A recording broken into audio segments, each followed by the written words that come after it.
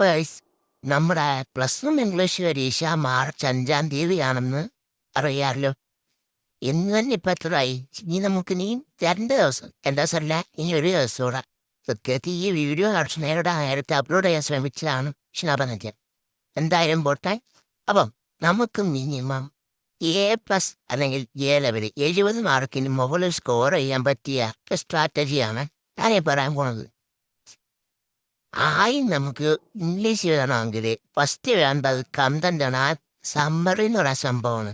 അതായത് നമുക്ക് ആ ഒരു പാഠത്തെ പറ്റി എന്തേലും വിവരം ഉണ്ടായിരിക്കണം.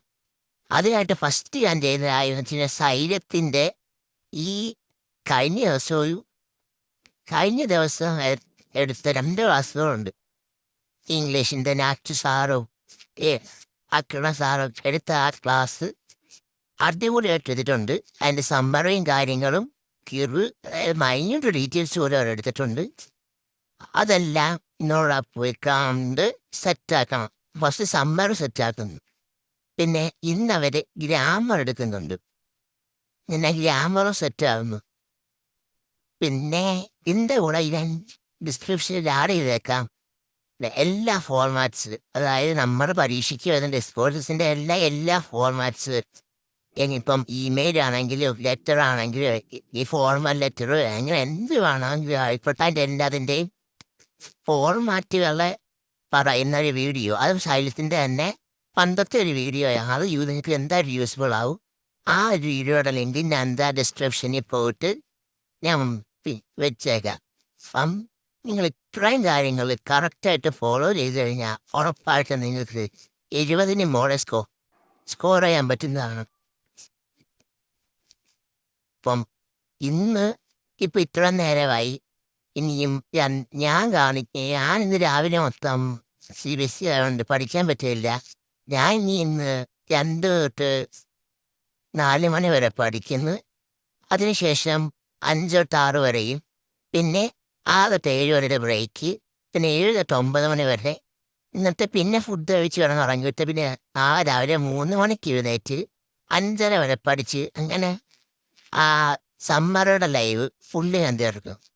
അത് കഴിഞ്ഞിട്ട് വീണ്ടും എഴുന്നേറ്റ് ഒരു 7 മണിയാകുമ്പം ഞാൻ ഗ്രാമർ ടോപ്പിക്കിൻ്റെ ലൈവ്, ഇന്ന ലൈവ് നാളെ രാവിലെ കണ്ട് അത് സെറ്റാക്കുന്നു.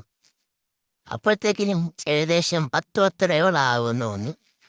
അതിനുശേഷം ഈ റൈറ്റേഴ്സിൻ്റെ പേര് അതെല്ലാം പോയിട്ട് ഒന്നുകൂടെ വായിച്ച് ഓഫീസ് സെറ്റാക്കുന്നു. പിന്നെ അവരുടെ കമ്മ്യൂണിറ്റിയിൽ തന്നെ ഈ പഠിപ്പിച്ച നോട്ടിൻ്റെ എല്ലാ കാര്യങ്ങളും എഴുതിയിട്ട് മെസ്സേജിട്ടുണ്ടായിരിക്കും. ആ നോട്ടുകൾ ഒന്നുകൂടെ പോയി വായിച്ച് റിവൈസ് ചെയ്ത് സെറ്റാക്കുന്നു. അപ്പം ഇത്രയുമാണ് ഞാൻ ചെയ്യുന്നത്. പിന്നെ നാളെ തന്നെ അവരുടെ ഡിസ്കോഴ്സസിൻ്റെ ലൈവ് വരുന്നുണ്ട്. അങ്ങനെ ആ ഡിസ്കോഴ്സസിൻ്റെ ലൈവിൽ കൂടെ കയറിയിട്ട് അത് പറയുന്നതും കൂടെ മനസ്സിലാക്കിയിട്ട് പോകും. സത്യത്തിൽ ഡിസ്കോഴ്സസ് അതേപോലെ കോപ്പി അടിച്ച് കാണാപ്പാടം വെച്ച് പഠിച്ചിട്ട് പോകാമെന്ന് വെച്ച് കഴിഞ്ഞാൽ നടക്കത്തില്ല. നമ്മുടെ സ്വന്തം കയ്യിൽ ഫോർമാറ്റും കഥയും ഉണ്ടെങ്കിൽ നമുക്ക് സ്വന്തമായിട്ട് കഴിയുന്നിട്ട് എഴുതാൻ പറ്റുന്നേ ഉള്ളൂ. മാക്സിമം ഗ്രാമർ മിസ്റ്റേക്കും പിന്നെ അക്ഷരത്തെറ്റും വരാതെ നോക്കിയാൽ മതി. വേറെ ഒരു സീനുമില്ല. ഇത്രയുമാണ് സ്റ്റഡി ടിപ്സ്. ഇത്രയും കാര്യം നിങ്ങൾക്ക് നീറ്റായിട്ട് ചെയ്യാൻ പറ്റി കഴിഞ്ഞാൽ ഇംഗ്ലീഷ് പരീക്ഷ സിമ്പിളായിട്ട് പാസ്സാവുന്നേ ഉള്ളൂ. അധികമൊന്നും പറയുന്നില്ല. ഇനി നമുക്ക് അടുത്തുള്ള പരീക്ഷകളെ പറ്റിയൊക്കെ നേടുന്നതായിരിക്കും. ഒരു ലൈക്ക് സബ്സ്ക്രൈബും തന്നു കഴിഞ്ഞാൽ വളരെ സന്തോഷമായിരുന്നു. ബൈ.